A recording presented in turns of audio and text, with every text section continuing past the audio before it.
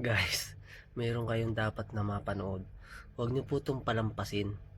Dahil dito po natin mapapakita at masusupalpal tong mga vlogger ng administrasyong ito na kiso mga vlogger daw ng Duterte, mga fake news ang ipinakakalat. At hindi yung kampanya ko ng government against fake news. Ang tanong ko ngayon, naniniwala ka ba na mismong mga kaalyado ng Marcos administration ang pasimuno o gumagawa o nagpa-practice ng fake news?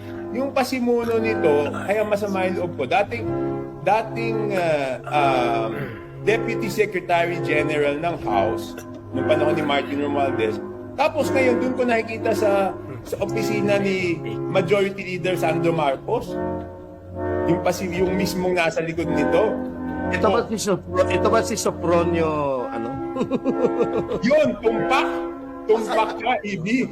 Siya yung puppet master. Di ba? Si Ponyong. Oo, diba?